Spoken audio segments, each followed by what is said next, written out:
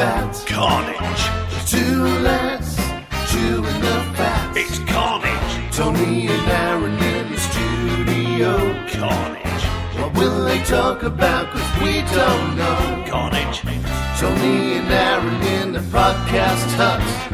Sit back and listen while they kick some butts. Rubbish, Henry. It's all that rhyme. Unbelievable. And now, here's Carnage with Tony and Aaron. Tony and Aaron. That's That's Tony. fat. Yeah, I know, that's what we're doing. It's Tony and Aaron just chewing the fat on a Tuesday evening around the world, talking to millions of people. It's unbelievable. I can't believe the success of this show in a matter of 3 weeks. And joining me, as always, on the line, it's the wonderful, the podcast enhancer himself, Mr. Aaron Blanchard. Good evening, buddy. How are you? I'm all right. How are you? I'm all right. Yeah, not bad. Pretty good. I'm exhausted.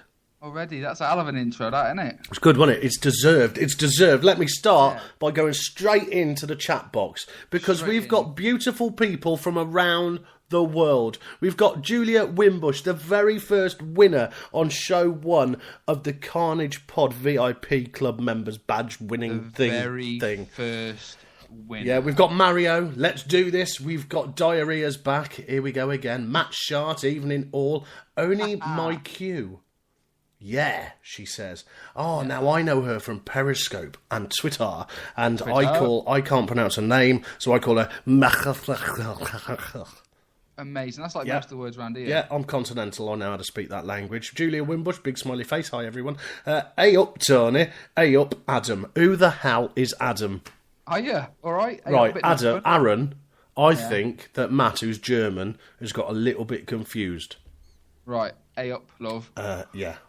Julia has just said, I'm wearing the badge right now. Maria Hartill, it says hi all, she's in the box. And Ren says morning. Now, let me just start by saying, Ren has appeared in the chat box, and she is beautiful. Had to get that out of my chest. I've gone all a bit pervy. Ren, where are you from? From your Android listening, wherever you're listening from. Thank you for listening in. It's wonderful to have you here. It's about time, to be honest, we had someone attractive in the show. Yes, very much so. Or at least listening to the show. Yeah. Because it doesn't happen. It's just me and it's Aaron, who Matt has called Adam. Yes. It's nice to know you're getting across and over with the public. At least that everyone knows who I am. Exactly. Let's put it that way. I'm over. It's unbelievable, isn't it? Unbelievable. You try your best. You try your best to get people involved, and look what happens. They just treat you a bit like that. My name's even on the image that he's tagged on. It is Tony and Aaron. It's ridiculous. And he still says it's. But I'm not going to say anything. But Matt's a nice bloke, so we can't say anything about him. Thank you for joining us. Thank you. Thank you. Ren is listening all the way from Australia. Amazing. So completely the other side of the world from us. We're here in the UK. Matt has put, it's the autocorrection's fault. Sorry, Aaron. No problem. Mario's put, it's a great opportunity for a fuff. I'm always auto-corrected. Well, of course you are. Yeah, but you just speak weird anyway, don't you? I do, yeah. I don't get... Sometimes you say... we were just having a conversation off air, right? And I don't know what you said. What about? I don't know. You said about the mother-in-law came to visit. Oh, no, my mum did, not my mother-in-law. Oh, it was your mum? We don't want the mother-in-law here. But what were you saying? It was like... Oh, the old dear came down, and it was nice for her and Bam to interact. And Bam, you see? I hope this is coming across. It was nice for her and Bam to... Because she only comes down once a year, and she sees Bam once a year. And they're not like... For new listeners, who's Bam? Bam's my 2-year-old son. I like to call him Chucky. Yeah, because he's runs around crazy, doesn't he? Yeah, you'll hear him in the background. He'll run past in the background. He's a little redhead, cute as hell, honestly, and he just runs past in the background. It's like a scene from any Chucky movie ever. He's here watching Mickey Mouse Christmas. Of course he is. July. Yeah, of course he is. Anthony Thorpe is listening through the Spreaker.com, says, what up? What up, Anthony? Where you live? It's a good name, Anthony. I'm biased, seeing as my name's Tony. I'm a little bit biased. And Matt, Ren is a beauty. First time you've said something completely right, Tony. You are unbelievable. Christopher David Jenkins has just joined us.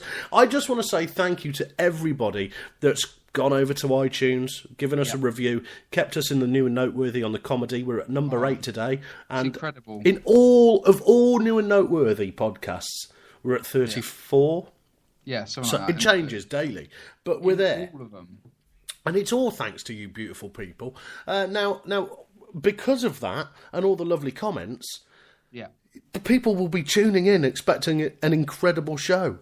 Yeah, sorry to disappoint. Yeah, buggered that up already, haven't we? Gee, unbelievable. Listen, we're going to start off. We talked about it last week. At the start of every show, you always have a drink in your hand, and we want people to get involved with this. And last week, what did you say? I said I was going to try and create a cocktail and call it the Carnage Cocktail. The Carnage Cocktail. So that's exactly what you've done, and we're going to do, what do you call it, your tipple? My little slurp. Oh, your slurp. Let's find out what Aaron's got to drink, shall we? What's Aaron got to drink? What's Aaron got to drink? And now it's time for Aaron's tipple of the week. He calls it his weekly slurp. Let's find out what Aaron's got to drink. Right, so what I've gone for, I've experimented the whole weekend on this. Now, it's been like crazy. I've been pretty pissed most of the weekend. Unbelievable language, Timothy. This. I've gone through quite a bit of liquor. Right. So what I've done is I've got the Carnage Cocktail now. This is officially, people listening, this is officially the Carnage Cocktail, right? Okay, so I've gone for it's a shot of lime juice, freshly squeezed lime juice. Right. It's then the glass filled up with ice up to quite near the top, and then it's 3 shots of Jim Beam Red Stag. Everybody, check this out. So get your glass, right? Put ice to the top, and then chuck 3 shots of Jim Beam in there. Yeah, Jim Beam Red Stag is the best. Red Stag, okay. Cherry, we're on it. Bourbon is brilliant. Yeah, get on with it. And then I'm thirsty. So ginger beer, and then top it up with ginger beer. So ginger beer, fresh lime, 3 shots of Jim Beam Red Stag, a big wedge of orange. Oh. Give it a bit of fresh orange, give it a squeeze, and then a little bit, about another shot of cranberry juice on the top, and it just floats through it. Right. It's lovely. I've got a picture I'll put on Twitter in a bit. It's lovely. It gets you plastered. The more shots of Jim Beam, the better. So let's just go through the ingredients one more time. Keep it nice and simple. We've got a glass full of ice. And then we put a shot of lime juice. Lime juice. Go. Then we're going to go fill up the glass up to nearly the top. No. Don't bother with the technique. Let's just tell the ingredients as it is. Ginger beer. Ginger beer. Yeah. Jim Beam Red Stag. Jim Beam. And then big slice of orange. Yeah.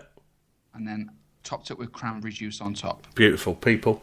You need to go and do that. Is there a non-alcoholic version? I don't drink very much, Anthony. It must be a Tony thing.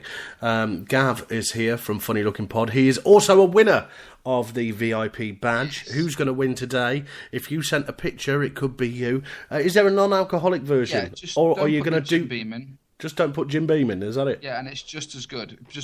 Maybe a bit more orange in there, but just as good. Right, there you go, Anthony. There you go. Gav has said, I don't drink. Sorry. That's a lie. I've seen him online. He's on Vine. He's on Spreaker. He's everywhere. And you've actually got that drink in your hand right now and you're slurping it, right? I am indeed. It's pretty good. Hey, listen. I was... Very fruity, nice. I've been gigging a lot. If people don't know, I gig a lot. All I have is all I have is I can't speak. Daniels. What's going on there? Jack Daniels. Yeah. So that'll have to do. Aaron and non-alcoholic don't go in the same sentence. You are always drunk, Gav. Cheers.